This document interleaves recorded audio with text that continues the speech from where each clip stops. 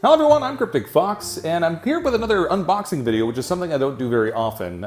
You may have seen during the summer, I got this fantastic new desk from this company, Anthrodesk. They heard that I had injured my back, and they were looking for a way they could help out, so they offered to send me this standing desk that changes from a sitting position to a standing position whenever you want it to, at the push of a button. It's super handy. I've been making good use out of that desk, and they happen to have another product that could end up being super helpful for me as well. It's the Ergonomic Wobble Chair. Now, the one piece of advice that I've gotten regularly from the chiropractor, physiotherapist, is that if I want my back to get better over the long term, I need to strengthen my core. And frankly, my core's gotten a little bit soft, so I could use a little work. The great thing about these wobble chairs is they actually have sort of an unstable base to them, which forces you to use your core muscles in order to kind of stabilize. So it's good for, if you spend a lot of time sitting and you want to have that ability to continue to work your core muscles a little bit. It's not like having an intense workout, but it is something that you kind of use it regularly throughout the day. And it's certainly a lot more than I get when I just sit in my regular chair. So they were kind enough to send over a new ergonomic wobble chair for me that we're going to put together today. We'll just do the unboxing for that, and then we'll see how that works, and I'll kind of give you a first impression on what I think about using it. All right, here's the fancy wobble chair while it's still in the box. I mean, the package actually isn't that big.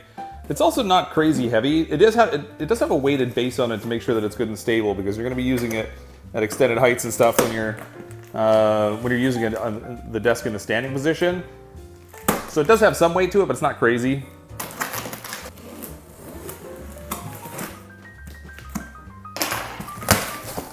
All right, what do we got in here? All right, it's cool. It's all nice and safely packed. Fancy assembly instructions. Not too many parts. Similar to the standing desk, it didn't have a lot of parts either, which was kind of nice. It didn't take too long to assemble. Wow, that's a hefty piece of metal there. Okay, so this is sort of like the leg of the chair. It's almost like a giant stool, so it's only got one post that it sits on. And that's definitely heavy. Made out of steel. All right, in here we have the actual seat for the chair. And it looks like it has buttons to adjust the height on it on all three sides. So you don't actually have to hunt for the piece that you're looking for to make the adjustment too. That's kind of handy. Just kind of push in the one side, and then you can raise it up.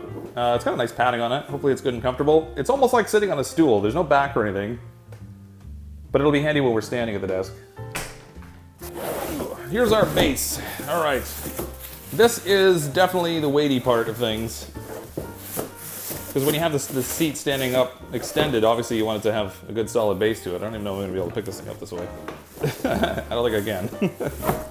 All right, so this is the bottom of the base. It's got this nice rubber coating on it, or it's made out of rubber rather, so that it's got good traction. A bit of a tread to it as well. And you can see how it's kind of curved a little bit, right? So when it's sitting there, it's not going to be completely stable. It won't fall over, but if you're sitting on it and you want to be stable, it kind of forces you to use your legs and your core in order to maintain that. All right, looks like assembly is going to be really simple. Actually, I ripped the instructions because I put the gas canister thing on it, but it looks like we pretty much just put this fancy gas canister extended tubey thing into the base, put a little sleeve on it, stick the seat on top, and we're good to go. So we'll just whip this together quickly, and I guess we'll see how easy it is to put together.